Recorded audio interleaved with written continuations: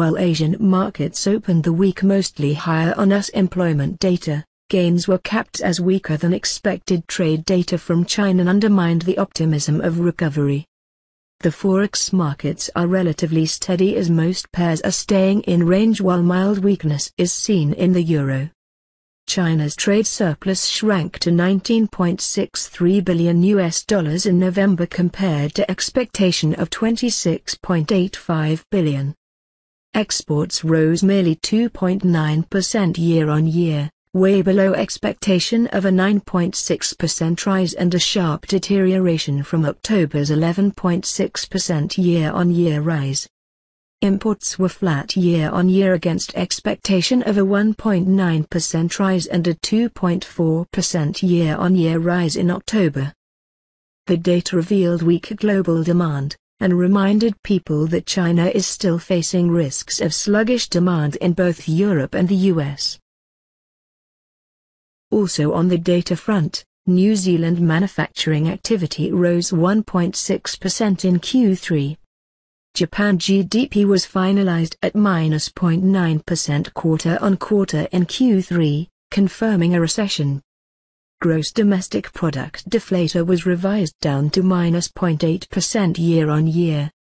The SI Large Manufacturing Index dropped to -10.3 in Q4. Consumer confidence dropped to 39.4 in November. Australian home loans rose 0.1% in October. German trade balance, Eurozone Centix investor confidence and Canadian housing starts will be released later today. In Europe, Italian Prime Minister Monti said over the weekend that he would resign after approval of the 2013 budget after former Prime Minister Berlusconi stepped up his attacks on Monti. The budget expected to be passed by Christmas and elections will be held within 70 days after Parliament dissolutions, that is before the end of February. Given Monti's pro-Euro stance, political uncertainties in Italy are weighing mildly on the common currency. In Greece, it's reported that a finance ministry official was quoted that the €30 billion bond buyback program went well and is close to completion.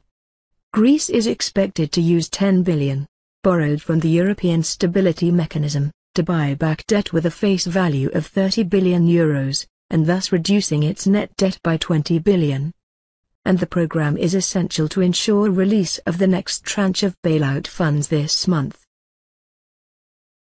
In the U.S., President Obama and House Speaker Boehner met on Sunday again on the fiscal cliff issue. A statement was issued acknowledging the meeting and said that, "We're not reading out details of the conversation, but the lines of communication remain open." That is, apparently there is no idea on what was discussed or what progress was made, with now just 20 days left to solve the issue. Last Friday, Boehner complained that there was no progress, and criticized Obama of having wasted another week. He said none of the Republicans' proposals would be possible if Obama insists on "my way or the highway." Latest CFTC reports showed that Euro net shorts dropped to 32,800 contracts on December 4, down from the prior week's 66,700.